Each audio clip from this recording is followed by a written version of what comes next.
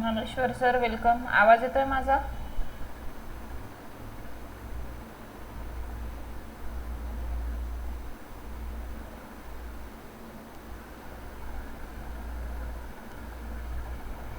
Dnyaneshwar sir एकदा ग्रुपला message करता का टेलिग्रामच्या आपल्या क्लास सुरू झालेला आहे म्हणून.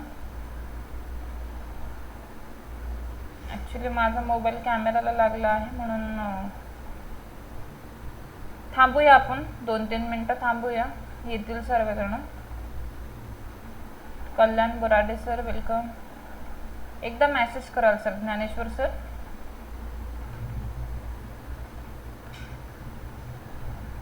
ग्रुपला मेसेज करून द्या आपल्या. Amol Kupade sir welcome.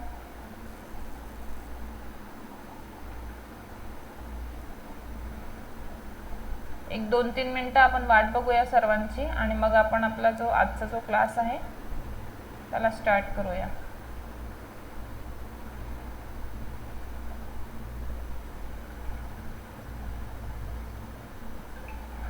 पाच मिनटं थांबूया आपण.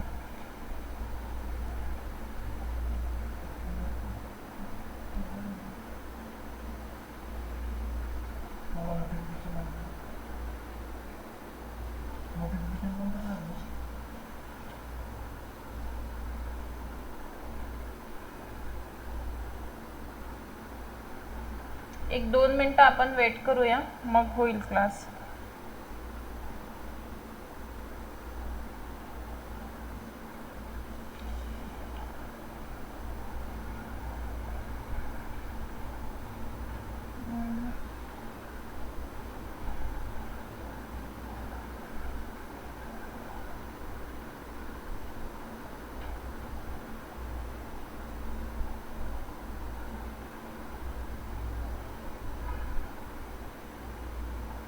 क्लास सुरू झाला आहे का?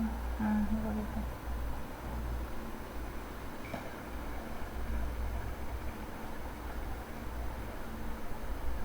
एकदा ग्रुपला मेसेज करते का तू?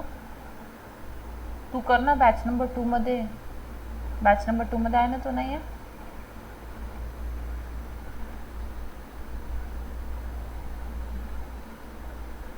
सर्वांचा वेट करूया आपण. ठीक आहे. एक 2-4 मिनटं आपण थांबूया आणि नंतर आपण क्लासला सुरुवात करूया. 9:30ला येतील का सर्वे?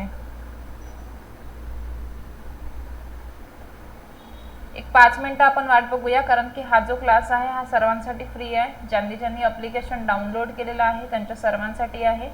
ज्यांना कोणाला क्लास बघता येत नसेल तर त्यांनी काय करायचं, स्टोअरमध्ये जाऊन जे फास्ट ट्रॅक बॅच नंबर 3 जी आहे, ठीक आहे, त्याच्यावर क्लिक करायचं. खाली तुम्हाला शेड्यूल दिसेल आपल्या क्लासचा आणि जॉईन क्लास म्हणून ऑप्शन येणार. तर त्या जॉईन क्लासवर जाऊन तुम्ही काय करा, डायरेक्टली जॉईन करा क्लासला. तर अमोल सर एकदा आपल्या बॅच नंबर 2 मध्ये तुम्ही जा. तर तिथे तुम्ही बॅच नंबर 2 चे असाल तर बॅच नंबर 2 मध्ये तुम्ही मेसेज करून घ्या. मला वाटते ज्ञानेश्वर सर तुम्ही मेसेज केलाय का बॅच नंबर 2 ला? करून द्या एकदा. थोडंसं बॅक जाऊन, कारण की मला मोबाईल घेता येत नाही कारण कॅमेरा त्याला कनेक्टेड आहे म्हणून. आणि अमोल सर, अमोल कुपडे सर तुम्ही सुद्धा एकदा मेसेज करून द्या. ठीक आहे. ओके. जेणेकरून काय होईल, विद्यार्थ्यांना माहिती होईल क्लास आहे म्हणून. मी तसं मेसेज तर टाकलेला आहे सर्वांना, पण कदाचित सर्वांना लक्षात असेल की 9:30चा क्लास आहे म्हणून आज मी थोडासा अर्धा तास अगोदर सांगितलं. तर मे बी कोणी मोबाईल बघितला असेल नसेल म्हणून. ठीक आहे. तर आपण थोडंसं वाट बघूया त्यांची 5 मिनटापर्यंत. मला वाटतं कल्याण बोराडे सर आणि जितेंद्र खंडागडे सर तुम्ही ॲप्लिकेशन डाउनलोड केलेलं आहे ना?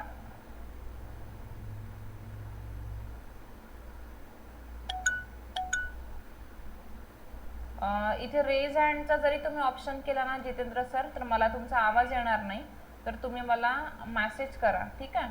इथे जो मेसेजचा ऑप्शन येतो ना तुम्हाला, तो मेसेज करा एकदा, जेणेकरून तुम्हाला समजेल.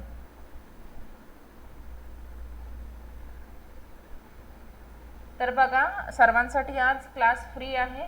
ओके. तर प्रॉब्लेम असा आहे की आपला जो बॅच नंबर जो 3 आहे फास्ट ट्रॅक बॅच, ठीक आहे, तर त्याच्यामध्ये कालपासून एक ऑफर सुरू आहे जिथे फीजमध्ये तुम्हाला 200 रुपये ऑफ असणार आहे. म्हणजे 1500 रुपये फीज आहे. तर टोटल तुम्हाला जे कोर्स आहे तो 1300 रुपयाला पडणार आहे. म्हणजे खूप चांगली संधी आहे तुमच्याकडे एका महिन्यासाठी. आतापर्यंत फास्ट ट्रॅक बॅचमध्ये फायदा याचे असे सांगते मी की फास्ट ट्रॅक बॅचमध्ये आतापर्यंत झालेले जेवढे काही क्लासेस आहेत तर ते सर्व क्लासेस तुम्ही बघू शकणार आहे.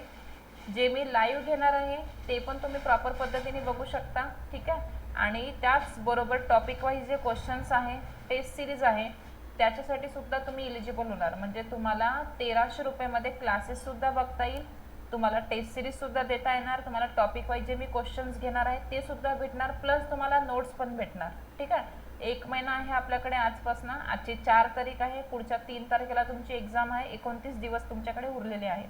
या ऑफरचा फायदा तुम्ही येत्या 8 जूनपर्यंत घेऊ शकता. तुम्ही पण घेऊ शकता, तुमच्या मित्रांना, इतर मित्रमैत्रीण जे आहे तुम्ही त्यांना सुद्धा सांगू शकता, किंवा ज्याला खरंच वाटत असेल तर त्यांनी मला नक्की कॉल करा. माझा नंबर मी देऊन देते इथे, आणि त्याच्यानंतर मी माझा क्लास जो आहे तो सुरू करते. तर माझा जो मोबाईल नंबर आहे मी इथे लिहून देते आहे. ज्याला कोणाला जर अडचण आली तर मला नक्की कॉल करा. उद्याला सकाळी ॲडमिशन संदर्भात किंवा कोर्स संदर्भामध्ये जर तुम्हाला काही शंका असेल तर मला तुम्ही नक्कीच विचारू शकता उद्याला, ठीक आहे. तर आपण आजचा जो आपला क्लास आहे तो क्लास आपण घेऊया, स्टार्ट करूया. तुम्ही जे काही ग्रुपमधनं आलेले आहात त्या ग्रुपमध्ये पण तुम्ही सांगू शकता की स्टोअरमध्ये जाऊन फास्ट ट्रॅक बॅच नंबर 3 वर क्लिक करायचं आणि त्याच्यानंतर खाली तिथे जॉईन क्लास म्हणून ऑप्शन येतो आहे. आत्ताच्या क्लासची गोष्ट करते आहे, जेणेकरून तो क्लास सर्वांना लाईव्ह बघता येणार. तर आपण आजचा जो क्लास आहे तो स्टार्ट करणार आहे फक्त 2 ते 3 मिनिटानंतर. 1-2 विद्यार्थ्यांना येऊ द्या आपल्या, कारण की भरपूर सारे विद्यार्थी अजून जॉईन व्हायचे आहे. ते जसेच आले की आपण आपला जो क्लास आहे तो स्टार्ट करूया, ठीक आहे. जितेंद्र सर, तुम्ही कुठले आहात, म्हणजे कुठल्या PS ला आहात? हे गेलेत वाटते. Praveen sir, Praveen Gongade sir welcome. Ganesh Shinde sir, Kalyan Borade sir welcome all of you. तुमचं सर्वांचं सहर्ष स्वागत आहे आमच्या या ऑनलाईन लर्निंग प्लॅटफॉर्मवर, जो माहिती द्यायचा तुम्हाला फॉरेन्सिक हब म्हणून आहे. तर तिथे आपली 3 बॅचेस कंटिन्यू आता चालू आहे. रिसेंटली फास्ट ट्रॅक बॅच जी आहे ती फास्ट ट्रॅक आहे, रिव्हिजन पर्पजनी आहे, जिथे तुम्हाला क्राईम्स इन्व्हेस्टिगेशन, त्याच्यानंतर scientific aids to crime investigation, forensic science and forensic medicine, असं टोटल पूर्ण 4ही जे टॉपिक्स आहेत सिलेबसमधले तुमचे 60 मार्काला, तर ते 60ही मार्काचा जो सिलेबस आहे तो पूर्ण तुमचा फास्ट ट्रॅक बॅचमध्ये कव्हर होणार आहे. त्याचबरोबर तुमची जी टेस्ट सिरीज आहे, टॉपिक वाईज क्वेश्चन्स आहे, नोट्स आहे, क्वेश्चन्स आहे, या सर्व गोष्टी तुम्हाला अवेलेबल होणार आहे. आज सर्वांसाठी हा क्लास फ्री आहे, जेणेकरून तुम्हाला क्लास कशा पद्धतीने होते आहे, कशा पद्धतीने माझी जी टीचिंग स्टाईल आहे ती तुम्हाला माहिती असावी, त्यासाठी हा जो क्लास आहे हा सर्वांसाठी फ्री आहे, ठीक आहे. ऑफर जी आहे आपली DPSI 22 म्हणून एक स्पेशल ऑफर सुरू आहे, ज्याच्यावर 200 रुपये ऑफ आहे, आणि 1500 रुपयाची जी फीज आहे, जी ॲक्च्युअल फीज आहे 1500 रुपये, तर त्याच्यावर तुम्हाला 200 रुपये फ्री असणार आहे, आणि तो क्लास 1300 रुपयामध्ये तुम्हाला भेटणार आहे. तर तुम्ही नक्कीच या गोष्टींचा फायदा घेऊ शकता. तुम्हाला जर वाटलं तर नक्की जॉईन करा. तर आपण आजचा जो क्लास आहे तो स्टार्ट करूया इंजुरीजपासनं. काल मी विद्यार्थ्यांना याच्यातला अर्धा पोर्शन शिकवलेला आहे, ठीक आहे. तरी पण एक रिव्हिजन घेते, जेणेकरून तुम्हाला पण सुद्धा बघायला सोपं होईल. बघा, आपण आजचा जो टॉपिक आहे तो आहे जखमा आणि त्यांचे विविध प्रकार. आता हा जो टॉपिक आहे हा सर्वात डेंजरस झोन आहे फॉरेन्सिक मेडिसिन या टॉपिकच्या अंतर्गत, कारण की जखमा आणि त्यांच्या विविध प्रकारांमध्ये जर तुम्ही PYQ जर चेक केले तर त्याच्यामध्ये तुम्हाला सर्वात जास्ती प्रश्न जे आहे ते दिसतील, ठीक आहे. तुम्ही जर एकदा PYQ चेक करा, PYQ मध्ये जर तुम्हाला क्वेश्चन जर दिसले हे, आणि जर तुम्ही हा लेक्चर जर बघितला तर त्याच्यानंतर तुम्हाला अजून जास्त इझी होणार आहे क्वेश्चन्स सॉल्व करायला. तर बघा, आपण आजचा जो टॉपिक आहे तो स्टार्ट करूया. सर्वात पहिले इंजुरीज जी आहे, इंजुरीजची डेफिनेशन कुठे दिलेली आहे, ठीक आहे, कुठल्या कलमाअंतर्गत डेफिनेशन आहे, तर त्या सर्व गोष्टी आपण 1 बाय 1 बघूया. भारतीय दंडसंहिता म्हणजे IPC, ठीक आहे, Indian Pinal code. Indian Pinal कोडच्या कलम 319 मध्ये काय दिलेली आहे, दुखापत जी आहे, दुखापत म्हणजे काय याची व्याख्या दिलेली आहे. म्हणजे 319 मध्ये इंजुरी काय असते, दुखापत काय असते, तर ते दुखापत म्हणजे काय याची काय दिलेली आहे, व्याख्या दिलेली आहे. ज्या दुखापतीमुळे आपल्याला वेदना होऊ शकतं, रोग होतो, व्यंग निर्माण होते, यालाच काय म्हणतात, साधी दुखापत म्हणतात. म्हणजे यालाच काय म्हणतात, सिंपल इंजुरी म्हणतात. यालाच काय म्हणतात, सिंपल इंजुरी म्हणतात, ठीक आहे. एकच मिनिट थांबा. आवाज येतोय ना सर्वांना प्रॉपर? ज्ञानेश्वर सर, आवाज येतोय? आवाज जर आला नाही तर मला सांगाल. ओके. तर 319 मध्ये जी दुखापत आहे, दुखापत म्हणजे काय असते त्याची काय दिलेली आहे, व्याख्या दिलेली आहे. एक वेदना, ज्या दुखापतीमुळे आपल्याला वेदना, रोग आणि व्यंग निर्माण होते, ठीक आहे, यालाच आपण काय म्हणत असतो, साधी दुखापत म्हणजे सिंपल इंजुरी म्हणत असतो. त्यानंतरचा पुढचा जो पोर्शन आहे तो आहे की IPC कलम 320. आता IPC म्हणजे इंडियन पिनल कोडच्या कलम 320 मध्ये काय दिलेलं आहे की गंभीर दुखापतीची व्याख्या दिलेली आहे. यालाच काय म्हणतात, ग्रीवियस हर्ट म्हणतात. काय म्हणतात, ग्रीवियस हर्ट. आता जर तुम्ही PYQ जर चेक केले, ठीक आहे, प्रिव्हियस इयर क्वेश्चन पेपर, तर त्या PYQ मध्ये तुम्हाला ही जी कलम आहे 320, तर या कलम अंतर्गत ते जे क्वेश्चन्स आहे, हा क्वेश्चन दिसेल. म्हणजे तुम्हाला 320 जो आहे, या 320 ला एक क्वेश्चन दिलेला आहे PYQ ला, जिथे तुम्हाला ग्रीवियस हर्ट बद्दल विचारलेला आहे, ठीक आहे. तर या ज्या ग्रीवियस हर्ट आहे म्हणजे जो गंभीर दुखापती आहे, या 8 प्रकारचे आहेत. तर या गंभीर दुखापती आपल्याला 8 प्रकारच्या समजल्या जातात म्हणतात. तर ते 8 प्रकार जे आहे कुठल्या गंभीर दुखापतीच्या, तर ते आपण वन बाय वन आता बघूया. सर्वात पहिला आहे की पुरुषत्व भंग होऊ शकतो, एक किंवा दोन्ही डोळ्यांची दृष्टी नष्ट होणे, हे सर्व आपण कशामध्ये बघतो आहे, गंभीर दुखापतीमध्ये बघत आहे, ग्रीवियस हर्ट मध्ये बघतो आहे. थर्ड आहे एक किंवा दोन्ही कानांमध्ये कायमचा बहिरेपणा निर्माण होऊ शकतो. चौथा आहे कोणताही अवयव किंवा सांधा यांचा कायमचा नाश होतो. पाचवा आहे कोणताही अवयव किंवा सांधा कायमची दुर्बलता निर्माण होते. सहावा आहे मस्तक किंवा चेहरा हा कायमचा विद्रूप करणे. सातवा आहे की हाड, दात निखळणे, दात मोडणे, हे कशामध्ये आपण बघतोय, ग्रीवियस हर्ट मध्ये बघतोय. आठवा आहे की ज्या दुखापतीमुळे जीवित धोक्यात येते और त्या व्यक्तीला कमीत कमी 20 दिवस शारीरिक वेदना सहन करावी लागते, ठीक आहे. तर या सर्व गोष्टी कशामध्ये बघतो आहे आपण, ग्रीवियस हर्ट मध्ये बघतो आहे, ठीक आहे. जे कलम 320 मध्ये दिलेला आहे IPCच्या, आणि 319 मध्ये सिंपल इंजुरी जी आहे, साधी दुखापत जी आहे, त्याची काय दिलेली आहे, डेफिनेशन दिलेली आहे. आता आपण बघणार आहे की जखमांचे प्रकार, म्हणजे जे जखम आहेत तर त्या जखमांचे प्रकार किती आहे एकूण, तर ते आपण बघणार आहेत.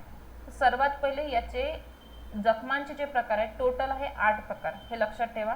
सर्वात महत्त्वाचा पॉईंट, जर तुम्हाला वन लाइनर मध्ये जर क्वेश्चन विचारलं की जखमांचे एकूण प्रकार किती, तर एकूण प्रकार आहेत 8, ठीक आहे. आणि ते 8च्या 8ही प्रकार आता वन बाय वन आपण बघणार आहे. सर्वात पहिला जो प्रकार आहे तो आहे खरचटणे, ओरखडणे, ज्याला काय म्हणतात ॲब्रेशन. सेकंड आहे मुकामार, व्रण, टेंगूड, ज्याला काय म्हणतात कंट्युजन और ब्रूस. थर्ड आहे फाटलेल्या जखमा, ज्यालाच काय म्हणतात लॅसरेटेड वुंड्स. चौथा आहे कापलेल्या जखमा, त्यालाच काय म्हणतात इन्साइज्ड वुंड.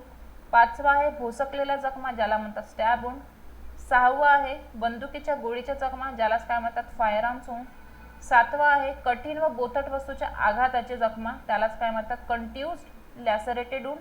आणि आठवा जो आहे तो आहे भाजलेल्या जखमा. असे टोटल जखमांचे प्रकार किती आहे, टोटल 8 प्रकार आहे, ठीक आहे. आता वन बाय वन आपण एक एक प्रकार बघूया. त्याच्या अगोदर एक इम्पॉर्टंट घटक आहे इथे क्लासिफिकेशन मध्ये दिलेला आहे, तो बघा. जर तुम्हाला एकूण जखमांचे प्रकार किती जर विचारलं तर 8 सांगायचं. जखमांचे प्रकार जर कारक शक्तीनुसार जर विचारलं, पॉझिटिव्ह फोर्सेस नुसार जर विचारलं, तर त्याचे प्रकार किती आहे, तर त्याचे प्रकार आहे टोटल 4, हे लक्षात ठेवा. फक्त तुम्हाला जर विचारलं की एकूण जखमांचे प्रकार किती, फक्त जखमांचे विचारलं, कारक शक्तीनुसार जर नाही दिलं असेल तर टोटल लिहायचे 8. जखमांचे प्रकार कारक शक्तीनुसार जर विचारले तर लिहायचं 4, ठीक आहे. तर ते 4ही कुठले कुठले आहे, सर्वात पहिला आहे यांत्रिक जखम, ज्यालाच आपण काय म्हणतो मेकॅनिकल इंजुरीज. सेकंड आहे थर्मल इंजुरीज, ज्याला थर्मल जखम म्हणतो. थर्ड आहे रासायनिक जखम, ज्याला काय म्हणतो केमिकल इंजुरीज. विविध जखम जी आहे ज्याला आपण अदर इंजुरीज म्हणतो, ठीक आहे. तर बघा सर्वात पहिला आपण बघणार आहे कुठलं, मेकॅनिकल इंजुरी. तर मेकॅनिकल इंजुरीमध्ये 4 आहे.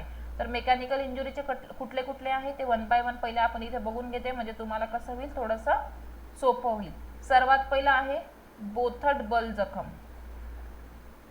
मी सांगते वन बाय वन तुम्हाला पूर्ण. बोथट बल जखम आहे, हे आपण मेकॅनिकल इंजुरीज मध्ये 4 प्रकार आहेत अजून. त्यानंतर सेकंड जो आहे तो आहे धारदार शस्त्राच्या जखम, धारदार शस्त्राच्या जखमा.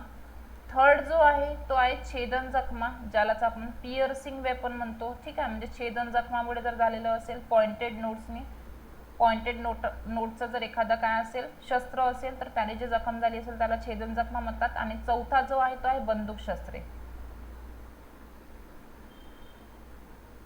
ठीक आहे, बंदुकीच्या जखमा. तर असे जे 4 आहेत ना हे कशामध्ये येतात, मेकॅनिकल इंजुरीज मध्ये येतात. तर बोथट बल जखम जे आहे त्याच्यामध्ये कोणते कोणते प्रकार येतात जे जखमांमधले, तर सर्वात पहिले त्याच्यामध्ये येते ॲब्रेशन, ओरखडणे. चौथा आहे दुसरा आहे मुकामार किंवा ठेचलेली, त्याला कंट्युजन किंवा ब्रूस म्हणतात, हे लक्षात ठेवा. थर्ड आहे फाटलेल्या जखमा, त्यालाच काय म्हणतात, लॅसरेटेड वुंड म्हणतात. चौथा जो आहे त्याला काय म्हणतात, फ्रॅक्चर प्लस दात किंवा हाडांचे विघटन. असे जे 4ही प्रकार आहे ते कशामध्ये येत आहे, बोथट बल जखम मध्ये येत आहे. ठीक आहे, इथपर्यंत सर्वांना लक्षात आलं असेल. सेकंड जो आहे तो धारदार शस्त्राच्या जखमा, शार्प एज वेपन इंजुरीज, त्याच्यामध्ये चिरलेल्या किंवा कापलेल्या, त्यालाच काय म्हणतात, इन्साइज्ड वुंड म्हणतात. थर्ड आहे छेदन जखम, त्याच्यामध्ये शस्त्रेवार जखमा येतात. आणि चौथा जो आहे तो बंदूक शस्त्रे, ज्याला मध्ये बंदूक जखमा जे आहेत ते येतात. ठीक आहे, त्यानंतरचा सेकंड आहे थर्मल इंजुरीज, तो थंडीमुळे किंवा उष्णतेमुळे झालेल्या असतात, ते येतात. रासायनिक जखम जे आहेत केमिकल इंजुरीज, तर त्या केमिकल इंजुरीज 2 प्रकारच्या आहेत. सर्वात पहिला आहे कोरोजन, सेकंड आहे इरिटेशन. त्यानंतर विविध जखमा जे आहेत अदर इंजुरीज, त्याच्यामध्ये आहे वीज, लाइटनिंग, क्ष किरण, किरणोत्सारी पदार्थ, ज्यालाच आपण रेडिओ ॲक्टिव्ह सबस्टन्स म्हणतो. ठीक आहे, तर कारक शक्तीनुसार जे आहे टोटल किती आहे, 4 प्रकार आपण बघितलेले आहे. तर आता 1 बाय 1 आपण प्रत्येक जखमांचे जे प्रकार आहे ते बघणार आहोत. तर सर्वात पहिला जो आपला प्रकार आहे तो बघणार आहे आपण कुठला, ओरखडणे. कालचं रिव्हिजन घेतो आहे आपण थोडं बघा. त्याच्या अगोदर आपण मेडिको लिगल क्लासिफिकेशन याचा बघून घेऊ. वैद्यकीय वर्गीकरण सर्वात पहिले आहे आत्मघाती दुखापत, त्याला सुसायडल इंजुरी म्हणतात. सेकंड प्राणघातक इजा, होमिसायडल इंजुरी, क्लासिफिकेशन बघतोय मेडिको लिगलनुसार. अपघाती जखम, ॲक्सिडेंटल इंजुरी. चौथा आहे संरक्षण जखम, ज्याला डिफेन्स वुंड्स म्हणतात. पाचवा आहे बनावट जखमा, त्याला म्हणतात फॅब्रिकेटेड वुंड. तर असे वैद्यकीय वर्गीकरण जे आहे ते आपण बघितलेले आहे. थर्ड आहे मृत्यूच्या संबंधात जखम, म्हणजे injuries in relation to death. तर सर्वात पहिला जो आहे तो आहे अँटीमॉर्टम इंजुरी, सेकंड आहे पोस्टमॉर्टम इंजुरी. चौथा आहे कायदेशीर वर्गीकरण, ज्याला लीगल क्लासिफिकेशन म्हणतात. तर सर्वात पहिला आहे सिंपल इंजुरी, सेकंड आहे गंभीर दुखापत. साधी दुखापत IPCच्या कलम कुठल्या कलममध्ये आहे, तर ते कलम दिलेलं आहे 319. त्यानंतर गंभीर दुखापत जे ग्रीवियस हर्ट त्याला म्हणतात, तर ते जे आहे ते कशामध्ये आहे, IPCच्या कलम 320 मध्ये दिलेलं आहे. आलं का लक्षात. तर हे 4ही जे आहे हे लक्षात ठेवा. मेडिको लिगल क्लासिफिकेशन नुसार जखमांचे प्रकार किती किंवा वैद्यकीय वर्गीकरणानुसार जखमांचे प्रकार किती, तर ते टोटल आहे 5 प्रकार. ठीक आहे, ते 5ही प्रकार कुठले आहेत, सर्वात पहिले suicidal injury, second homicidal injury, third accidental injury, चौथं डिफेन्स वुंड आणि पाचवा फॅब्रिकेटेड वुंड. तर अशा तुमचे 5ही प्रकार आहे जे वैद्यकीय वर्गीकरणानुसार त्याला वर्गीकरण केलेले आहे. मृत्यूच्या संबंधात जे जखमा आहेत त्या 2 आहेत. सर्वात पहिले अँटीमॉर्टम, सेकंड पोस्टमॉर्टम. त्यानंतर कायदेशीर वर्गीकरण जर आपण केलं तर ग्रीवियस हर्ट आणि दुसरा सिंपल इंजुरी. तर आपण सर्वात पहिले बघू खरचटणे, ओरखडणे, त्यालाच आपण काय म्हणतो, ॲब्रेशन. ठीक आहे, तर आपण 1 बाय 1 आता बघूया. सर्वात पहिला आहे खरचटणे किंवा ओरखडणे. या ज्या जखमा असतात या कशाने तयार झालेल्या असतात, तर कठीण प्लस बोथट खडबडीत वस्तूंवर जर शरीर ओढल्या गेलं किंवा आपलं शरीर किंवा आपण त्याच्यावर जर पडल्या गेलो किंवा शरीरावर जर काही घर्षण जर झालं कठीण किंवा बोथट खडबडीत वस्तूंचा, तर खरचटलेल्या जखमा जे आहेत ते तयार होतात. ठीक आहे, म्हणजे खरचटणे किंवा ओरखडणे तुमच्या लक्षात आलं की कठीण प्लस बोथट खडबडीत वस्तूंवर जर शरीर ओढल्या गेलं, पडल्यामुळे किंवा शरीरावर जर काही घर्षण जर निर्माण झालं तर खरचटलेल्या जखमा ज्या आहेत त्या तयार होतात. हे झालं पहिलं. त्याच्यानंतर आपण बघूया कुठलं कुठलं एक्झाम्पल्स असू शकते खडबडीचं, जसं की ओबडधोबड दगड असू शकतो, हातांची नखे असू शकतात, रोड असू शकते आणि भिंत असू शकते. या ज्या जखमा असतात ते 10 ते 15 दिवसात बऱ्या होतात. या जखमांमधून रक्तस्राव फार होत नाही. त्या प्राणघातक आणि गंभीरही नसतात, म्हणजे त्या प्राणघातकही नसतात आणि गंभीरही नसतात. रक्तस्राव त्यातनं होत नाही. ठीक आहे, 10 ते 15 दिवसामध्ये या जखमा ज्या असतात त्या बऱ्या होतात. या दुखापती झाल्यानंतर 1 तासाच्या आत त्या ठिकाणी होणारा रक्तस्राव थांबून सुरुवातीला त्या ज्या जखमा असतात त्या कशा दिसतात, आपल्याला लालसर दिसतात. त्यानंतरचं आहे टाईमनुसार जे काही चेंजेस त्याच्यामध्ये येतात. सर्वात पहिले की 12 ते 24 तासाने काय होतात, त्यावर खपली तयार होते. ठीक आहे, 2 ते 3 दिवसानंतर काय होते, खपलीचा जो रंग असतो तो लालसर निळा आपल्याला दिसत असतो आणि यानंतर खपली काळसर दिसते. म्हणजे 12 ते 24 तासानंतर जर आपल्याला एखादी इंजुरी झालेली आहे, एखादं जखम झालेली आहे, तर ती 12 ते 24 तासानंतर, म्हणजे कुठली जखम, ही खरचटलेली जखम. ठीक आहे, तर ती 12 ते 24 तासानंतर त्याच्यावर खपली तयार होते. त्यानंतर 2 ते 3 दिवस जेव्हा ओलांडले तर खपलीचा जो रंग असतो तो लालसर निळा होतो आणि त्याच्यानंतर खपली जी असते ती कशी असते, आपल्याला काळसर दिसायला लागते. त्यानंतर 4 ते 7 दिवसांमध्ये खपली जी असते ती आपोआप पडून जाते. 7 ते 8 दिवसांमध्ये खपलीच्या खाली पांढरट चट्टा दिसतो. 10 दिवसांनी पांढरट चट्टा बाकीच्या जवळील त्वचेसारखा आपल्याला दिसायला लागतो. तर हे आपण बघितलेलं आहे खरचटणे, ओरखडणे, त्यालाच आपण ॲब्रेशन म्हणतो. आता याचे वैशिष्ट्य बघा, अँटीमॉर्टम अब्रेशन आणि पोस्टमॉर्टम अब्रेशन, ज्यालाच तुम्ही अँटीमॉर्टम इंजुरी आणि पोस्टमॉर्टम इंजुरी मगाशी सांगितलेलं आहे मी तुम्हाला. तर त्या जागेवर कशी असते, ही कुठल्या पण जागेवर असू शकते. म्हणजे अँटीमॉर्टम अब्रेशन जी आहे ती शरीरावर कुठेही होऊ शकते. पोस्टमॉर्टम अब्रेशन आहे ही काय हाडांची प्रमुखता प्रतीवर असते. सेकंड आहे की याचा जो रंग असतो अँटीमॉर्टम पोस्टमॉर्टमचा, तो अँटीमॉर्टम अब्रेशनचा तो असतो लाल भडक. पोस्टमॉर्टम अब्रेशनचा असतो फिक्कट कोरडे आणि चर्मपत्रासारखे. थर्ड आहे पांघरून, कवरिंग जे असतं ते गोठलेल्या रक्तासारखे खपली दिसते आपल्याला अँटीमॉर्टममध्ये. पोस्टमॉर्टममध्ये खपली जी असते तो प्रकारच तिथे नसतो. चौथा आहे मायक्रोस्कोपी. तर मायक्रोस्कोपिकली जर आपण त्याला बघितलं तर रक्तसंचय आणि महत्त्वाची जी प्रतिक्रिया असते ती उपस्थित असते. कशामध्ये, अँटीमॉर्टम अब्रेशनमध्ये. आणि पोस्टमॉर्टम अब्रेशनमध्ये कसते, हे जे काही आपल्याला आता बघितलेलं ऑब्झर्वेशन ते कसंही तिथे कुठलाही प्रकार आपल्याला दिसायला येत नाही. न्यायवैद्यकीय महत्त्व सर्वात पहिलं आहे की वापरलेल्या शस्त्राचा आणि वस्तूचा प्रकार आपल्याला ओळखता येतो. सेकंड आहे प्राणघातक हल्ल्याची वेळ आपल्याला सांगू शकते, म्हणजे तो 2 दिवसा अगोदर आहे, 3 दिवसा अगोदर आहे, 4 दिवसा अगोदर आहे, जे मी तुम्हाला सांगितलं कलरिंग जे होतं डिस्कलरेशन ऑफ इंजुरीज त्याच्यावरनं. थर्ड आहे हाताने जर गळा दाबण्याचा जर प्रयत्न केलेला असेल, ठीक आहे, तर त्यावेळेस काय होतं की नखामुळे जे काही तयार झालेले असतात ओरखडे, तर त्याच्यावरून सुद्धा आपण सांगू शकतो की गळा दाबून त्या व्यक्तीचा मृत्यू झालेला आहे किंवा त्याला ती जखम झालेली आहे. त्यालाच काय म्हणतात, थ्रॉटलिंग असू शकते. म्हणजे जर गळा दाबून एखाद्या व्यक्तीला मारण्याचा जर प्रयत्न केलेला असेल तर त्याला काय म्हणतात, थ्रॉटलिंग. हा शब्द लक्षात ठेवा. चौथा आहे बलात्काराच्या घटनेमध्ये स्त्री किंवा पुरुषांच्या अंगावर काय असतं, गळ्यावर, गुप्तांगांवर नखांची ओरखडे आपल्याला दिसू शकतात. यावरून लैंगिक गुन्ह्याचा जो कृत्य आहे तो आपण काय करू शकतो, सूचित करू शकतो. त्यानंतर आहे तोंड आणि नाकाभोवती जर ओरखडे जर आली असेल तर त्याला काय म्हणतात, स्मॉदरिंग. म्हणजे गुदमरून त्या व्यक्तीचा काय झालेला आहे, मृत्यू झालेला आहे, याचे आपण सूचक असतं ते आपण फाइंडिंग करू शकतो. म्हणजे आपण सांगू शकतो की त्या व्यक्तीचा स्मॉदरिंगमुळे काय झालेला आहे, मृत्यू झालेला आहे. हे प्रकार मी सर्व शिकवलेले आहे माझ्या विद्यार्थ्यांना. त्यानंतरचा आहे सेकंड की मुकामार, व्रण, ठेचलेली किंवा चेचलेली दुखापत, त्याला काय म्हणतात, कंट्युज्ड वुंड, त्यालाच ब्रूस सुद्धा म्हणतात. तर ही जी जखम असते ही काय असते, एखाद्या बोथट वस्तूच्या आघात शरीरावर झाल्यास होतो. तिथे पण काय होतं, बोथट वस्तूच होतं, फक्त तिथे जर घर्षण झालं किंवा आपल्याला ते खरचटल्या गेलं किंवा आपण जर त्याच्यावर पडल्या गेलं तर ती होऊ शकते ॲब्रेशन. पण जर एखाद्या बोथट वस्तूचा आघात जर होत असेल शरीरावर तर त्यावेळेस जी तयार होणारी जी जखम आहे ती असते कंट्युज्ड वुंड, ज्यालाच आपण मुकामार, ठेचलेली किंवा चेचलेली दुखापत किंवा ब्रूस म्हणतो. ठीक आहे. तर ही जी दुखापत आहे ही कुठल्या कुठल्या बोथट वस्तूंमुळे तयार होऊ शकते, जसं की लाठी आहे, चाबूक आहे, लोखंडी सळई आहे, दगड आहे, वीट आहे, चेंडू आहे. तर अशा प्रकारच्या वस्तूंच्या प्रहाराने तसेच चेंगरले किंवा दाबल्या गेल्याने जी काही जखम आहे तर ही जी जखम आहे ती चेंगरले किंवा दाबल्याने सुद्धा काय होऊ शकते, तयार होऊ शकते. म्हणजे बोथट वस्तूच्या प्रहार केल्याने ज्यावेळेस जी जखम तयार होते त्याला काय म्हणतात, कंट्युज्ड वुंड म्हणतात. तिथे अब्रेशनमध्ये काय आपण बघितलं, फक्त घर्षणाने जर झालं किंवा आपण जर त्याच्यावर जर पडला गेला किंवा जर ते घासल्या गेलं तर तिथे ॲब्रेशन जी आहे, ठीक आहे, ज्याला ओरखडले जी जखम आहे ती तयार होऊ शकते. आणि सेकंड जी आहे ती कंट्युज्ड वुंड तुम्हाला मी आता सांगितलेलंच आहे. या जखमांमुळे काय होत असते, वेदना आणि सूज येते, त्वचेखालचा भाग ठेचला जातो, ठेचल्या गेल्याने त्वचेखालील जे लहान लहान रक्तवाहिन्या असतात त्या फुटतात आणि त्वचा काळी निळी पडते, ज्याला साकारलेल्या रक्तामुळे ते तयार होते. सुरुवातीला ही जी जखम आहे ती आपल्याला कशी दिसत असते, लालसर दिसत असते. ठीक आहे. 3 दिवसापर्यंत ती निळसर काळे तपकिरी दिसायला लागते. 5 ते 6 दिवसानंतर ती आपल्याला हिरवट दिसते. 7 ते 12 दिवसापर्यंत ती आपल्याला कशी दिसते, पिवळसर दिसू लागते. आपण रिव्हिजन घेतो आहे, पुढचा पण पोर्शन घेणार आहे, तर विद्यार्थी कोणीही लेफ्ट होऊ नका. असा विचार करू नका की मॅडम डबल शिकवत आहे तर हा पोर्शन झाला की लगेच पुढचा पोर्शन पण मी कंटिन्यूशनला घेणार आहे. 3 दिवसांपर्यंत निळसर काळे किंवा तपकिरी दिसते. 5 ते 6 दिवसानंतर ती आपल्याला हिरवट दिसायला लागते.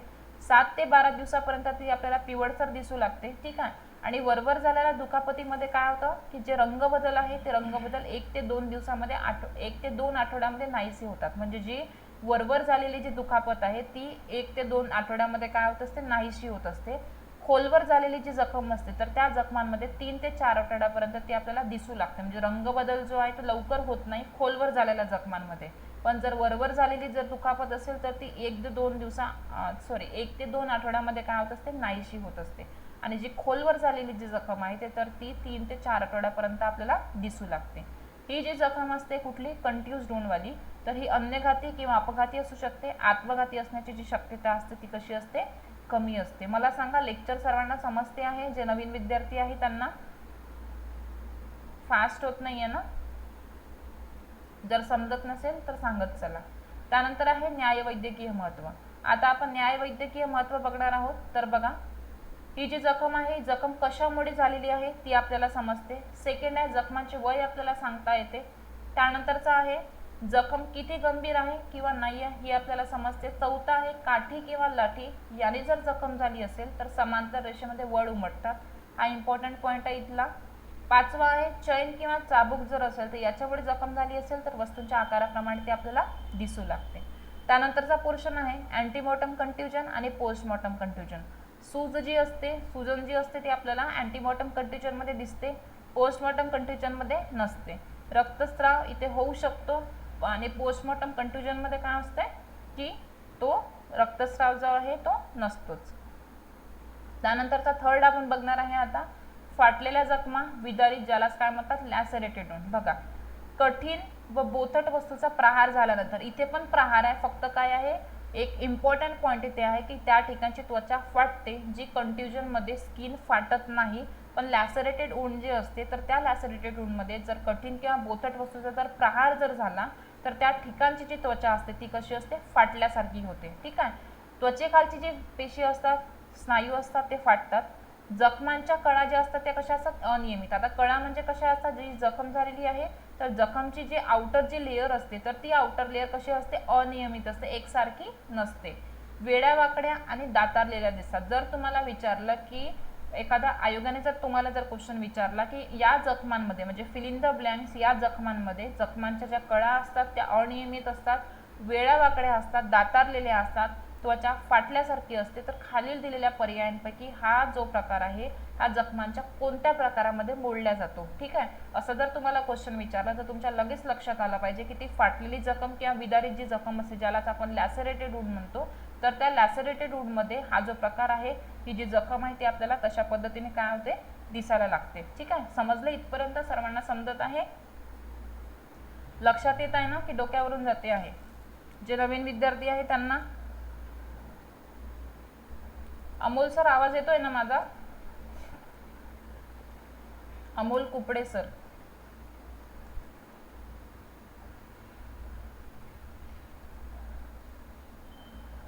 ओके. तर आता जो पुढचा पोर्शन आहे तो आपण बघूया. एकच मिनिट.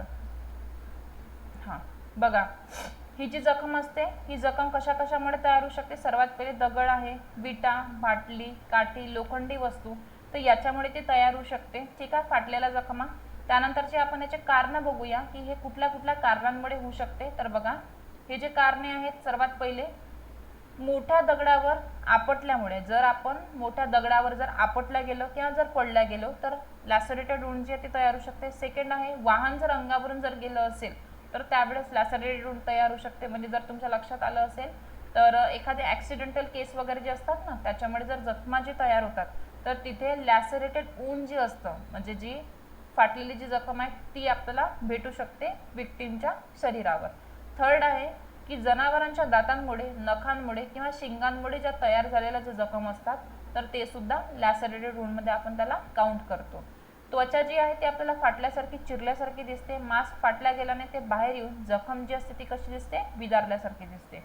मोठ्या प्रमाणात रक्तस्राव होण्याची शक्यता इथे कशी असते, कमी असते. त्याचं कारण काय आहे, कारण की रक्तवाहिन्या ज्या असतात त्या वेड्या वाकड्या फाटल्याने रक्त जो असतो तो साकाळला जातो. म्हणजे ती जी जखम आहे तर त्या जखमांमधनं जास्त प्रमाणामध्ये रक्तस्राव होऊ शकत नाही. त्याचं मागचं कारण हे आहे की रक्तवाहिन्या ज्या असतात त्या कशा असतात, वेड्यावाकड्या फाटल्यामुळे रक्त जे असतं ते साकाळलं जातं. आघात जर जोरात झाला असेल तर त्वचेखालची हाडांचे जे फ्रॅक्चर आहे ते सुद्धा घडून येऊ शकतं लॅसरेटेड वुंडमध्ये. त्यानंतर आपण बघूया न्यायवैद्यकीय महत्त्व. सर्वात पहिला आहे, जखमा या सहसा अन्यघाती किंवा अपघाती असतात. सेकंड आहे, क्वचित त्या आत्मघाती सुद्धा असू शकतात. दुखापतीचे कारण कळू शकते आपल्याला. चौथा आहे, दुखापतीचे स्वरूप साधे आहे की गंभीर आहे हे निश्चित केले जाऊ शकते. दुखापतीच्या वयाचा आपल्याला अंदाज लावता येतो. त्यानंतर आहे जखमेमध्ये उपस्थित परदेशी म्हणजे जे काही फॉरेन सबस्टन्स जर त्याच्यामध्ये असेल तर शरीराच्या जखमेमध्ये जर आपल्याला ते आढळून आले तर शस्त्र किंवा घटनेचे ठिकाण जे आहे ते आपल्याला ओळखण्यास काय होत असते, मदत होऊ शकते. बल वापरण्याची जी दिशा आहे ते सुद्धा आपल्याला समजते. त्यानंतर आहे कापलेल्या जखमा. ठीक आहे, आता आपण काय बघणार आहे, कापलेल्या जखमा ज्यालाच काय म्हणतात, इन्साइज्ड वुंड म्हणतात. तर या ज्या जखमा असतात या जखमा कशाने तयार झालेल्या असतात, तर ते तयार झालेल्या असतात धारदार शस्त्राने. आता बोथट ज्या होत्या, बोथट किंवा कठीण वस्तूच्या प्रहाराने तयार झालेली जी जखम असते ती असते कंट्युस्ड किंवा ब्रुश. जर बोथट किंवा कठीण वस्तूच्या प्रहाराने जर त्वचा फाटल्यासारखी जर होत असेल तर ती जी जखम होते ती असते लॅसरेटेड वुंड. आता आपण तिसरं बघतो आहे कापलेल्या जखमा. ठीक आहे, तर ही धारदार शस्त्राने तयार झालेली असते. ठीक आहे, ज्याला शार्प कटिंग एज वेपन म्हणतात. त्यानंतर आहे हत्याराचा धार असलेला जो काही भाग आहे तो जर त्वचेवरून चालवला गेला तर त्वचा, पेशी आणि जे स्नायू आहे ते काय होतात, कापले जातात. ही जी जखमा असतात या जखमा कशा कशामुळे तयार झालेल्या असतात, जसं की ब्लेड आहे, चाकू आहे, तलवार आहे, वस्त्र आहे, काचेचा तुकडा आहे आणि धारदार कोयता आहे. ठीक आहे, या प्रकारच्या हत्यारांमुळे ही जी इन्साइज्ड वुंड आहे तर ही इन्साइज्ड वुंड काय होत असते, तयार होत असते. त्यानंतर आहे या ज्या जखमा आहेत यांच्या कडांवरून कापीव जखम ओळखता येते. ठीक आहे, म्हणजे ह्या ज्या जखमा असतात कुठल्या, इन्साइज्ड वुंडवाल्या, तर इन्साइज्ड वुंडची जी लेयर असते, जे बाहेरची जी कवरिंग जी लेयर असते तर त्यांच्या कडांवरून ही कापीव जखम आहे ती ओळखता येते. जसं की आता तुमच्या लक्षात आलं असेल एखाद्या पावशीने वगैरे बघा आपला जर हात कापला जातो तर त्यावेळेस एकदम सरळ लाईन येते, म्हणजे तिथे जी कळा जी आपल्याला बाहेरूनची दिसत असते ना एकदम स्ट्रेट असते, कारण की तो जो वेपन असतो तो कसा असतो, शार्प वेपन आहे. ठीक आहे, जसं की एखाद्या चाकूने एखाद्या ब्लेडने जर आपला हात कापला असेल तेथे सुद्धा आपल्याला एकदम अशी सरळ लाईन दिसते, त्याच्या जखमांची जी कळा असते ना ती एकदम सरळ दिसते. तर बघा या ज्या जखमा असतात या जखमा हत्याराच्या धारेपेक्षा किंवा कडेपेक्षा नेहमीच कशी असते, रुंद असते. बघा हा इम्पॉर्टंट पॉईंट आहे, इथे तुम्हाला क्वेश्चन विचारू शकतात की ही जी इन्साइज्ड वुंड आहे, कापलेल्या ज्या जखमा असतात तर त्या कापलेल्या जखमा हत्याराच्या धारेपेक्षा किंवा कडेपेक्षा नेहमीच फिल इन द ब्लँक्स असते. खाली ऑप्शन देणार, नेहमीच अरुंद असते, नेहमीच रुंद असते, नेहमीच खोलवर असते, नेहमीच ओबडधोबड असते, असे तुम्हाला 4 ऑप्शन देणार.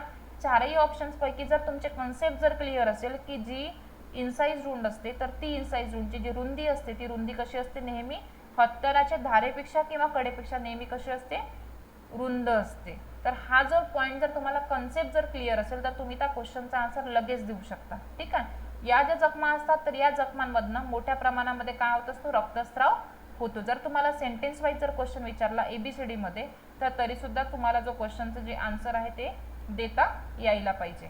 ठीक आहे, तर इथपर्यंत सर्वांना समजलेलं आहे. जेवढे पण विद्यार्थी हजर आहेत, रवींद्र सर, त्यानंतर सुनील राठोड सर आणि अमोल कुपडे सर, सर्वांना समजलेलं आहे. आपण पुढचा पण पोर्शन लगेच घेणार आहोत. ठीक आहे, समजत आहे सर्वांना, शिकवलेलं समजत आहे ना. अमोल सर तर रेग्युलर स्टुडंट आहे तर त्यांना माहितीच आहे, म्हणजे नवीन विद्यार्थी आहेत रवींद्र सर आणि सुनील राठोड सर, तुम्हाला समजते आहे लेक्चर. ओके, तर आपण पुढे जाऊया. बघा कोयता किंवा जी कुऱ्हाड आहे या प्रकारच्या हत्याराने जी काही झालेली जखम असते ही सुरुवातीला कशी दिसते, सुरुवातीला आणि शेवटी निमुळती असते आणि मध्यभागामध्ये रुंद असते. म्हणजे बघा जर कोयता किंवा कुऱ्हाडीने जर एखादी जखम जर झाली असेल तर ती कशी असते, ती सुरुवातीला आणि शेवटी जी असते ती कशी असते, निमुळती असते. पण जे मध्यभाग जो असतो त्याचा तो मध्यभाग कसा असतो, रुंद असतो. म्हणजे याचा जो मध्यभाग असतो तो रुंद असतो, इनसाइड रुंद. ती अशी प्रकारची आपल्याला दिसते. बोथट जर असेल तर कडा आपल्याला वाकड्या तिकड्या असतात. हत्यार जर धारदार असेल तर जखमेच्या ज्या कडा असतात त्या कशा असतात, सरळ रेषेमध्ये असतात. ठीक आहे, त्यानंतर आपण याचं पुढचं बघूया, न्याय वैद्यकीय महत्त्व. बघा या ज्या जखमा असतात या जखमा कशामुळे झालेल्या असतात हे आपल्याला सांगता येते. न्याय वैद्यकीय महत्त्वामध्ये आपण बघतोय. सेकंड आहे शस्त्र कोणत्या दिशेने चालवली आहे हे आपल्याला सांगता येते. थर्ड आहे जखम झाली तेथे खोलगट असते, म्हणजे जिथे काही जखम झालेली आहे त्या ठिकाणी ती खोलगट असते. शस्त्र ज्या ठिकाणी बाहेर काढले आहे, ठीक आहे, तर त्या ठिकाणी जखम वरवर आणि निमुळती झालेली असते. म्हणजे ज्या ठिकाणाहून ती शस्त्र जे आहे ते शरीराच्या आतमध्ये गेलेलं आहे आणि ज्या ठिकाणाहून ते वरती निघालेलं आहे तर त्या दोन्ही साईडला आपल्याला जी हे जे असते जखम जी असते ती कशी असते, निमुळती झालेली असते. ठीक आहे, या ज्या जखमा असतात या जखमा सहसा अन्यघाती असून शरीरावर कोठेही असू शकतात. सेकंड आहे जर जखमा अपघाती जर असेल तर कापलेल्या जखमा अपघातामुळे झाली आहेत हे आपल्याला ओळखणे कसं असते, शक्य होते.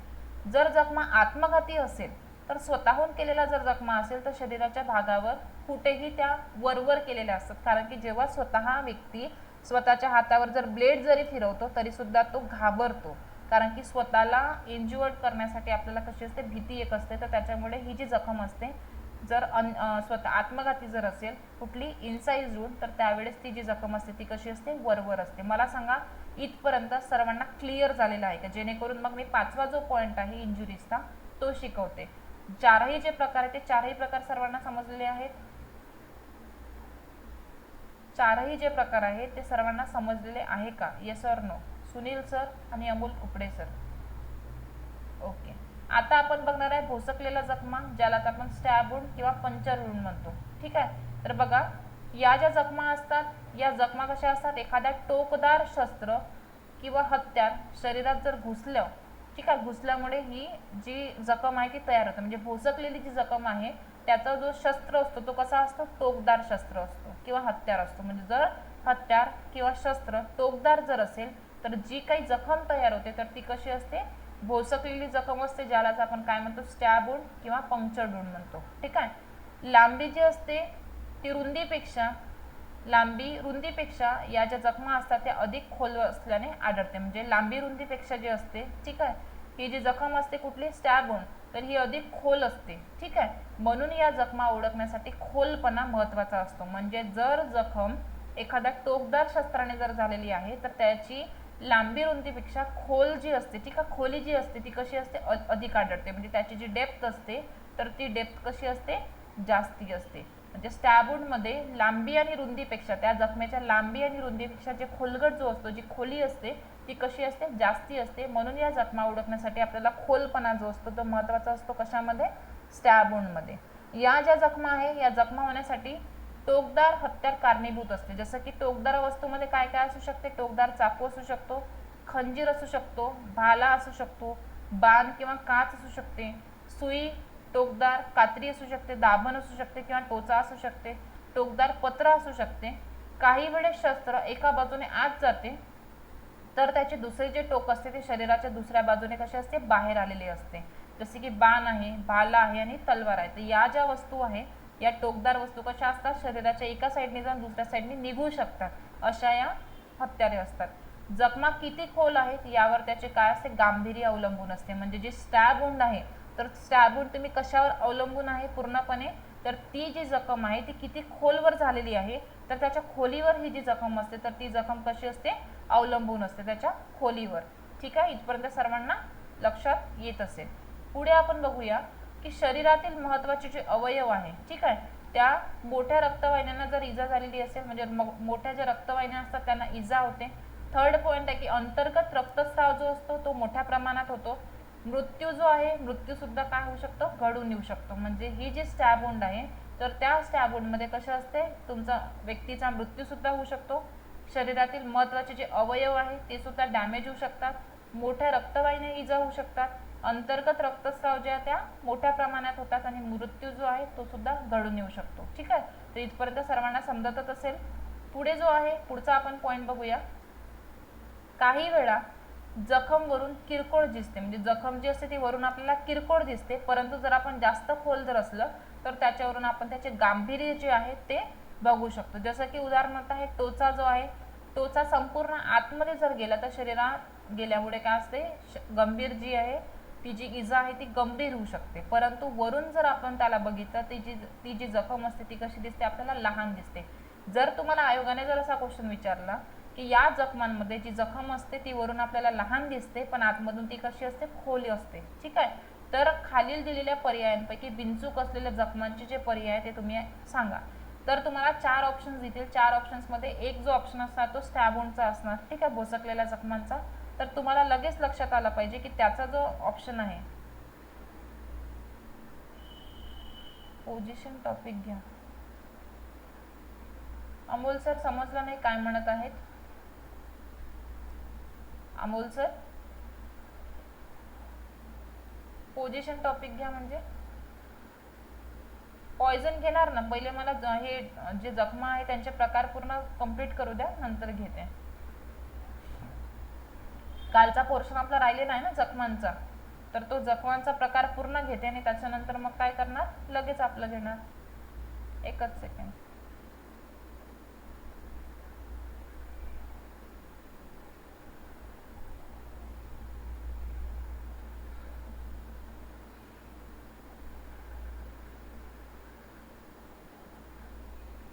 आवाज येतोय का माझा? माझ्याकडनं मी रिफ्रेश केलं.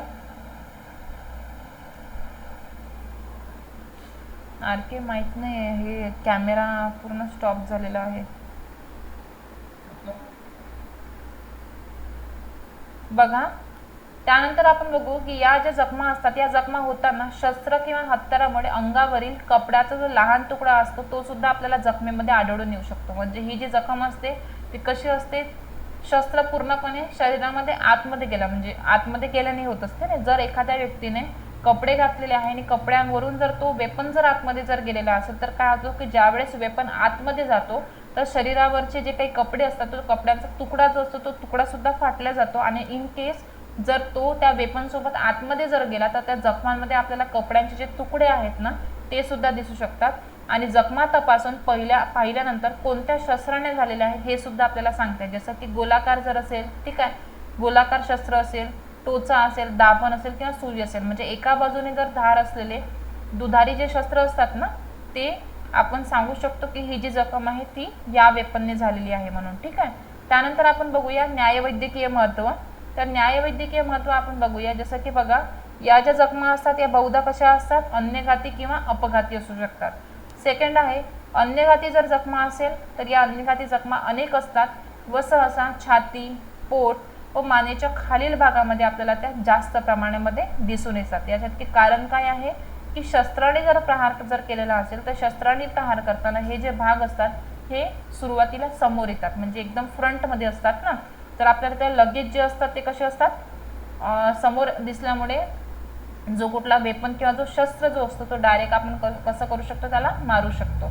तर म्हणून आपल्याला छातीवर, पोटांवर, ठीक आहे, किंवा मानेच्या खालील भागांमध्ये आपल्याला तो जो प्रकार आहे, तो जो शस्त्र आहे त्याचा प्रहार केल्यामुळे ते ज्या जखमा असतात त्या भागावर आपल्याला दिसून येऊ शकतात. त्यानंतर आहे अपघाती जखमा. वाहनांच्या अपघातात वाहनांचा टोकदार जर भाग किंवा रस्त्यावरील टोकदार दगड वगैरे जर असेल, ठीक आहे, तर हे जर शरीरामध्ये आतमध्ये जर गेल्याने काय होऊ शकते, ही जी जखम आहे अपघाती जखम तर ती तयार होऊ शकते. त्यानंतर आहे 6वा, बंदुकीच्या जखमा किंवा बंदुकीच्या गोळीच्या झालेल्या जखमा, जसं की आहे फायरआर्महून किंवा गनशॉटहून. या ज्या जखमा असतात या खालील बाबींवर अवलंबून असतात. जसं की बघा, ते किती अंतरावरून गोळी लागली आहे.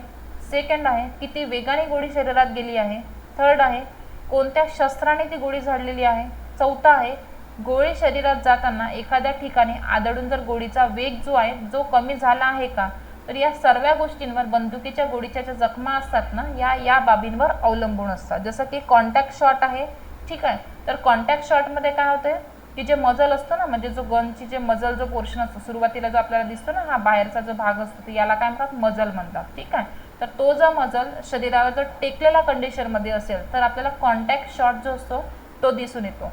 क्लोज रेंज किंवा नियर रेंज शॉट जर असेल, जसं की बंदूक जी असते ती शरीरापासून काही इंच कशी असते, दूर असते. जसं की किती अंतर असू शकते, जसं की 4 किंवा 5 फुटाच्या अंतरावर जर एखादा व्यक्ती जर उभा असेल त्या व्यक्तीला शूट करण्यासाठी, तर त्यावेळेस जे तयार झालेले असतं ते क्लोज रेंज किंवा नियर रेंज शॉटमुळे झालेल्या जखमा तयार असतात. सेकंड आहे डिस्टन्स रेंज शॉट, म्हणजे यामध्ये बंदूक जी असते ती जास्त अंतरावर असते. जसं की बघा, जवळून जर गोळी लागली असेल, ठीक आहे, तर प्रवेशाच्या जखमेभोवती म्हणजे एंट्री वुंड जी असतं ना, जिथून जे जखम आहे त्या जखमावर जिथून बुलेट आतमध्ये गेलेली आहे, ठीक आहे, तर तिथे आपल्याला उष्णतेमुळे जी स्किन असते ना ती बर्निंग सारखी दिसू शकते. ठीक आहे, म्हणजे जर जवळून जर एखाद्या व्यक्तीला गोळी जर लागली असेल तर एंट्री वुंडमध्ये आपल्याला बर्निंग सारखे जे केसेस आहे, ठीक आहे, बर्न झालेला जो भाग आहे तो दिसू शकतो. त्यानंतर आहे गन पावडरमुळे काय होतं, काळसरपणा किंवा ब्लॅकनिंग जी आहे ती तयार होत असते. एकच मिनिट थांबा.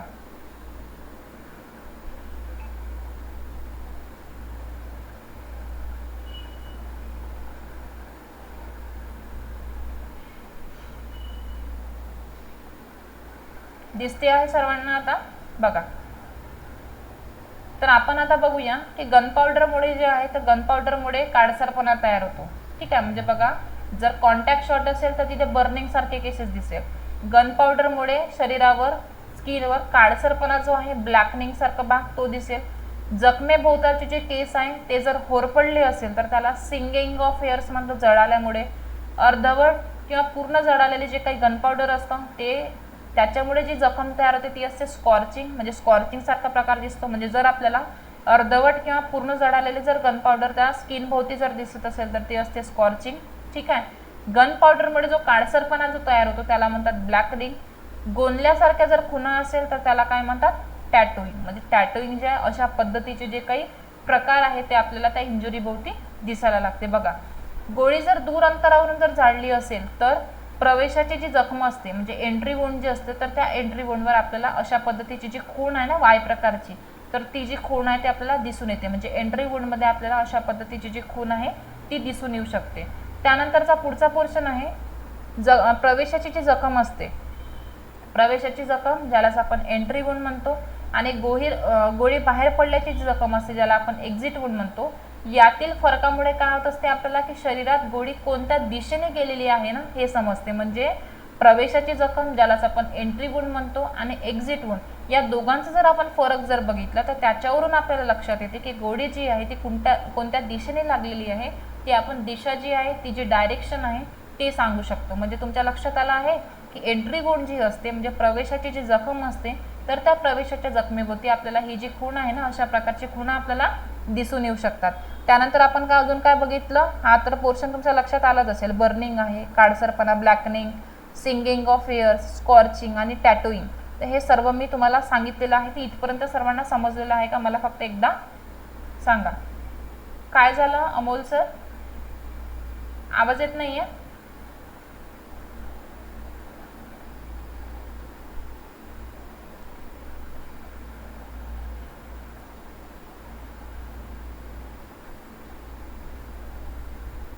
वाय कुठून, हे बघा वाय कुठून म्हणजे काय आहे.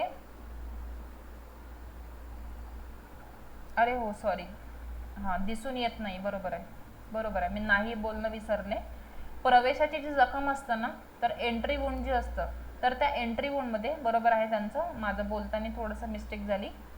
जी एंट्री वुंड जी असते ना तर त्या एंट्री वुंडमध्ये ही जी वायसारखी जी खुणा असतात या वायसारखी खुणा दिसून येत नाही. ही आपल्याला कधी दिसते, ही जी एक्झिट वुंड असते म्हणजे जिथून ही जी बाहेर आलेली आहे. ठीक आहे, म्हणजे या भागातनं जर गोळी बाहेर आलेली जर असेल तर त्या ठिकाणी आपल्याला असा वाय शेपमध्ये जी खून असते ती दिसते एक्झिट वुंडमध्ये. पण एंट्री वुंडमध्ये वायसारखी जी खून असते ना ती दिसत नाही, कारण की ती आतमध्ये गेलेली असते ना. फक्त तेवढी जी स्किन असते ना ती स्किन अशी आतमध्ये अशी नाही का दबल्यासारखी आपल्याला दिसते आणि इथून अशी ती आतमध्ये गेलेली असते.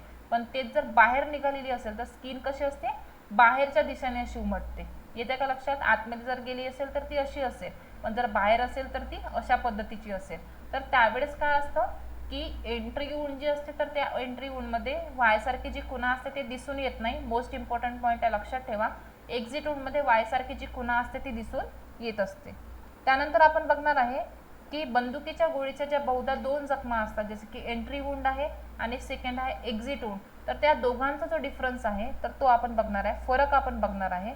तर मला पहिले इथपर्यंत सांगा की तुम्हाला जेवढे पण आता मी जखमांचे प्रकार सांगितलेले आहे तेवढे प्रकार पूर्ण क्लिअर आहे का.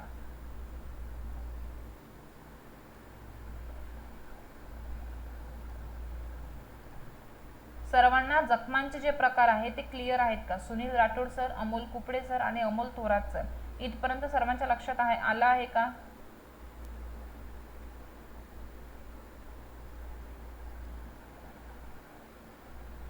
इथपर्यंत मला सांगा की सर्वांच्या लक्षात आलेला आहे का, समजत आहे ना शिकवलेलं.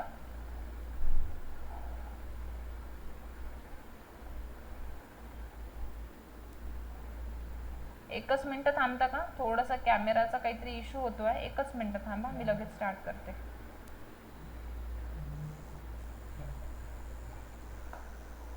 काय काय झालं, का बरं.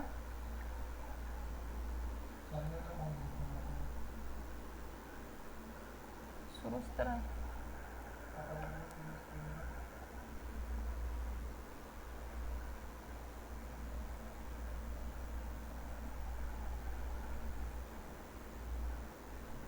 बघा आता येतोय का आवाज? येतो आहे? एकच मिनिट.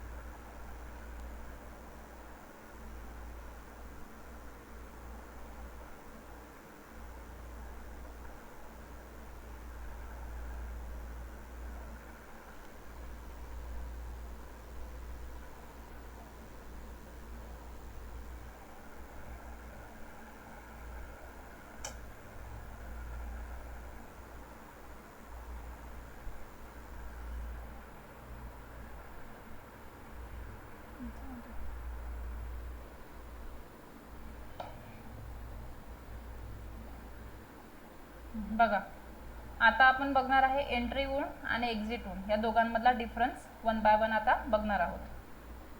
एकच मिनिट. बघा या ज्या जखमा असतात एंट्री वुंडच्या, या जखमा सहसा कशा असतात? लहान असतात. ठीक आहे, गोळीच्या आकारापेक्षा सुद्धा या लहान असू शकतात. म्हणजे एंट्री वुंड जी असते तर ती एंट्री वुंड कशी असते? सहसा लहान असते. एक्झिट वुंड जी असते ती जी जखम असते सहसा कशी असते? मोठी असते.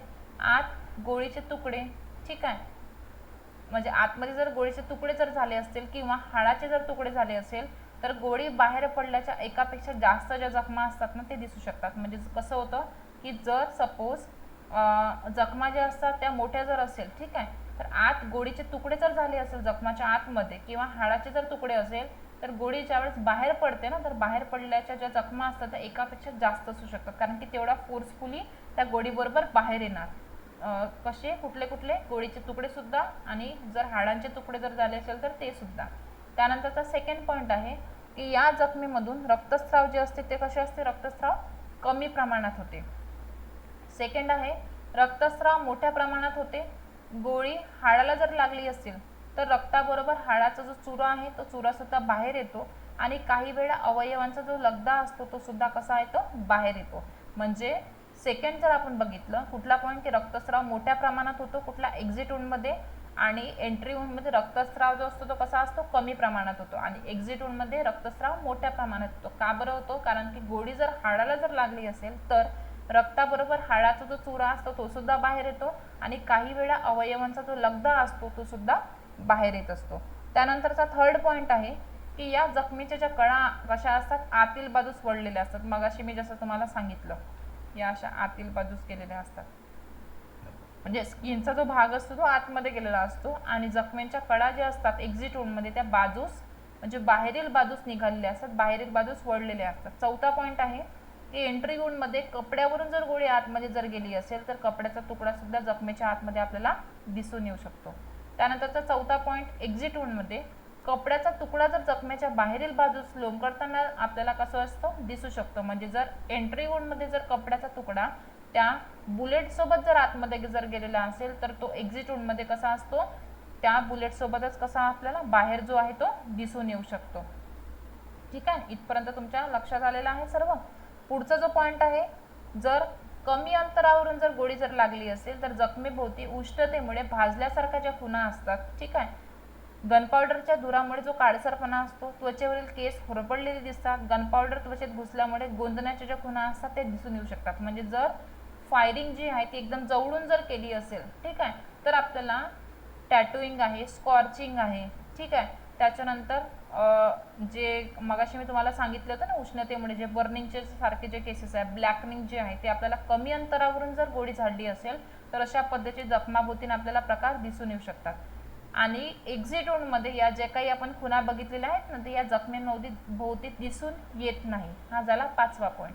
सहावा पॉईंट आहे मजल टेकवून जर गोळी झाडली जर असेल तर जखमेचा मार्ग जो असतो तो कार्बोक्सी हिमोग्लोबिनमुळे कसा असतो? गुलाबी दिसून येऊ शकतो. म्हणजे हा पण एक इम्पॉर्टंट पॉईंट आहे की जर बंदुकीचा मजल पोर्शन जो आहे जर स्किनवर टेकवून जर गोळी झाडली असेल तर जखमेचा मार्ग जो असतो तर त्या जखमेच्या मार्गाभोवती आपल्याला कार्बोक्सिक हिमोग्लोबिनमुळे गुलाबी जो रंग आहे तो दिसून येऊ शकतो.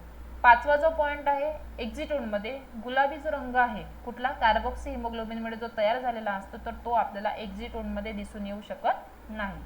सातवा पॉइंट आहे जखमेच्या भोवताली बॅरल मधील जे ग्रीस असतं ना तर त्या ग्रीसमुळे मार्क जो असतो तो तयार झालेला असतो आपला कुठे एंट्री मध्ये. ग्रीस कोलर जो मार्क असतो एक्झिट मध्ये दिसत नाही. आठवा पॉइंट आहे की क्ष किरण किंवा प्रयोगशाळेतील जे तपासणी असतात त्या तपासणीवरून जखमेखाली शिशाचे जे वर्तुळ असतात म्हणजे लेड रिंग जी असते ती आपल्याला दिसून येऊ शकते. जर आपण त्याला मायक्रोस्कोपिकली किंवा क्ष किरणाच्या माध्यमाने जर बघितलं तर लेड रिंग आपल्याला दिसून येऊ शकते. एक्झिट मध्ये अशा पद्धतीची जे काही लेड रिंग वगैरे आहे ती दिसून येऊ शकत नाही. तर मला फक्त एवढं तुम्ही सांगा आतापर्यंत जेवढं मी शिकवलेलं आहे तेवढं सर्वांना समजलेलं आहे का? जखमांचे जेवढे काही प्रकार आहे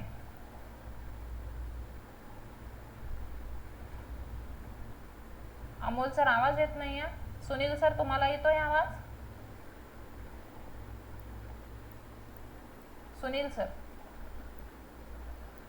अमोल थोरात सर तुम्हाला येतोय का आवाज? अमोल सर बहुतेक तुमच्याकडे रेंज इश्यू असेल म्हणून आवाज आला नसेल. ठीक आहे, कुठला पोर्शन परत सांगायचा आहे ते सांगा मला. टॉपिक सांगा पटकन, लगेच घेते. कुठलं घ्यायचं आहे परत? कुठल्या याच्यात आवाज नव्हता आला? अमोल कुपडे सर, फरक, बरं ठीक आहे. बरं चला काही हरकत नाही, आपण डिफरन्स परत बघूया एंट्री वुंड आणि एक्झिट वुंडचा. एंट्री वुंडमध्ये ज्या जखमा असतात त्या कशा असतात? सहसा लहान असतात, गोळीच्या आकारापेक्षा सुद्धा लहान असू शकतात एंट्री वुंड. एक्झिट वुंड जी असते ती जी जखम असते ती कशी असते? नेहमी मोठी असते. जर सपोज आतमध्ये गोळीचे तुकडे जर झाले असेल किंवा हाडाचे जर तुकडे झाले असेल तर गोळी बाहेर पडल्याच्या एकापेक्षा जास्त ज्या जखमा असतात त्या आपल्याला दिसू शकतात. सेकंड आहे जखमेतून जो रक्तस्राव असतो तो कमी प्रमाणात होतो.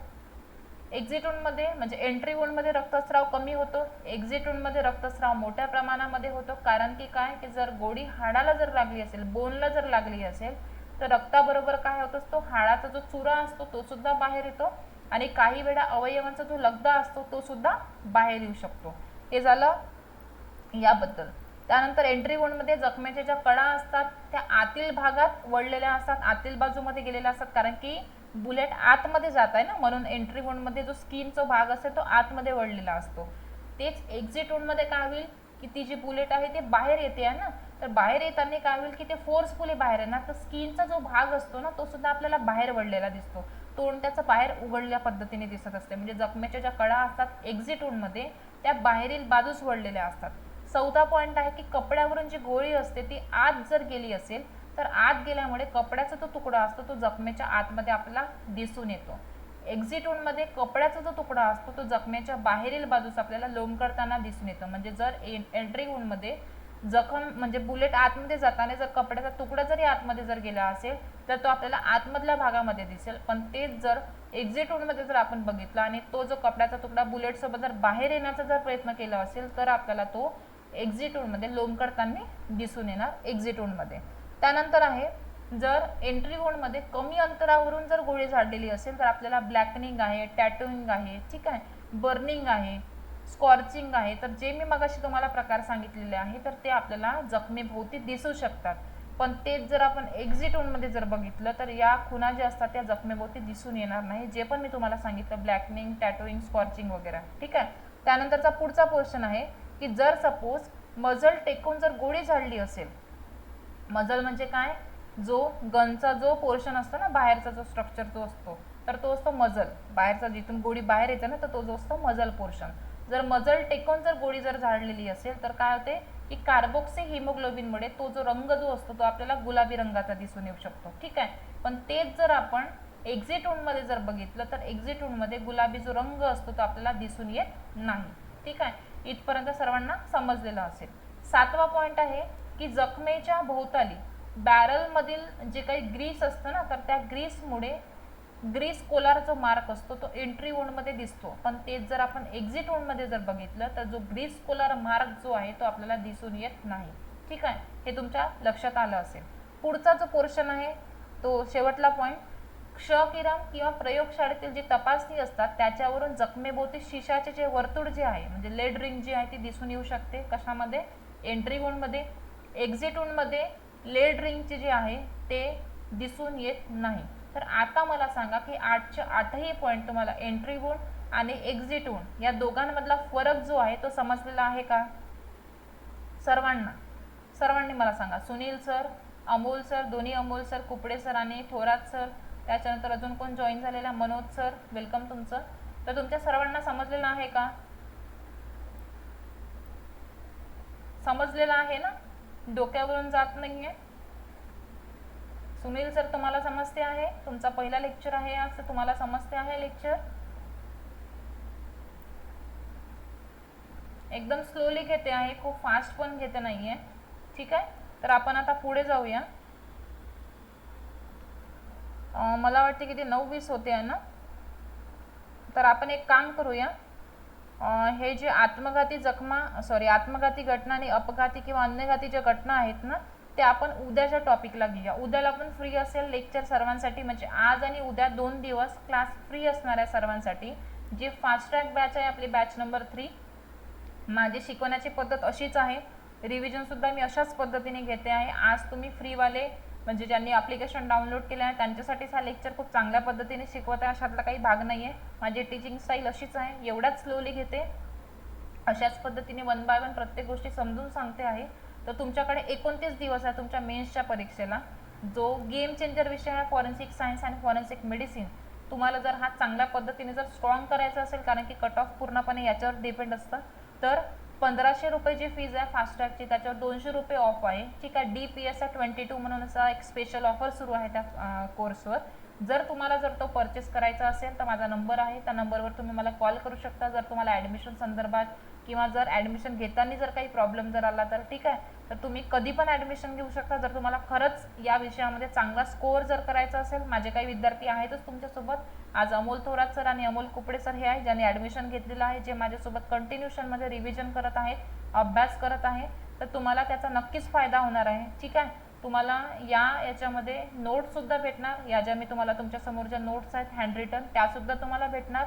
टॉपिक वाईज क्वेश्चनची जी प्रॅक्टिस आहे ती सुद्धा करवली जाणार आहे. ठीक आहे, तर 29 दिवस आहे. आता तुम्ही ठरवा की 1200 रुपयामध्ये तुम्हाला कोर्स घेऊन स्कोअर वाढवायचा आहे की नाही वाढवायचा आहे. It's your choice. ठीक आहे, माझं फक्त सांगायचं एक काम होतं, ऑफर सुरू आहे म्हणून. बाकी तुमची इच्छा, घेतलं तर फायदा तुमचाच आहे, नाही घेतलं तरी तुमची इच्छा आहे. ठीक आहे, तर तुम्ही नक्कीच त्याचा फायदा घेऊ शकता. ऑफर आहे 8 जूनपर्यंत.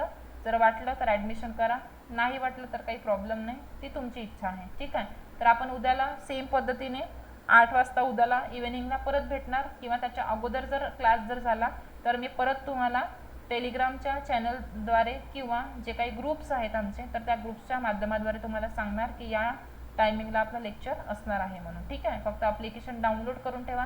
ज्यांनी नसेल केलं तुमच्या मित्रमैत्रिणींना त्यांनासुद्धा सांगा. उद्याला आपला परत फ्री असणार आहे क्लास सर्वांसाठी. ज्यांनी ॲप्लिकेशन डाउनलोड केलं आहे त्यांच्या सर्वांसाठी अशीच जी रिव्हिजन आहे ती इझिली तुम्हाला अवेलेबल होणार. ठीक आहे, तर आजचा लेक्चर कसा वाटला तसं मला नक्कीच सांगा.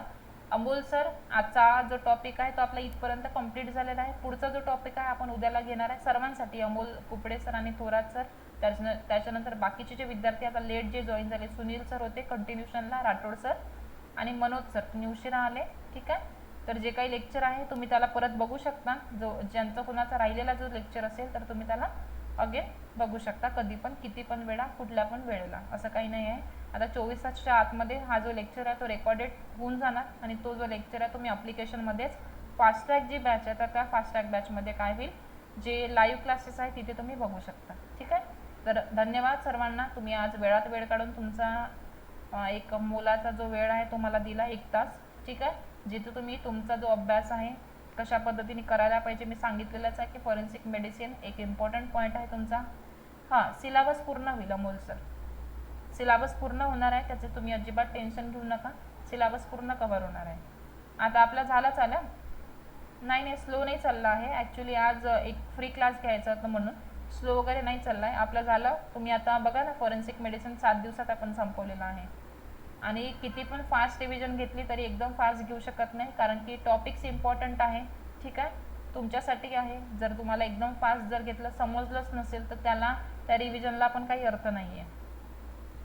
ठीक आहे. तर 1 बाय 1 आपण पूर्ण सिलेबस करणार आहे, प्रत्येक टॉपिक्स कव्हर करणार आहे. फक्त 2च टॉपिक राहिले आता, पॉइझन आणि सेक्शुअल ऑफेन्सेस. ठीक आहे. तर त्या गोष्टी पूर्ण क्लिअर होणार. त्याच्यानंतर फॉरेन्सिक सायन्सची रिव्हिजन स्टार्ट होणार आणि शेवटी क्राईम इन्व्हेस्टिगेशन स्टार्ट होणार. ठीक आहे. तर तो एका दिवसातच संपणार, क्राईम इन्व्हेस्टिगेशन. ठीक आहे. तर आजचा लेक्चर कसा वाटला, नवीन विद्यार्थी तुम्ही नक्कीच मला सांगा. आणि जर तुम्हाला वाटत असेल तर तुम्ही ॲडमिशन घेऊ शकता. नसेल वाटत तर तुमची इच्छा, ऑफर सुरू आहे म्हणून सांगायची इच्छा वाटली तर तुम्ही त्या ऑफरचा नक्कीच फायदा घेऊ शकता. तर आपण आता थांबूया, उद्या आपण भेटूया. चलो बाय बाय सर्वांना, गुड नाईट, जय हिंद.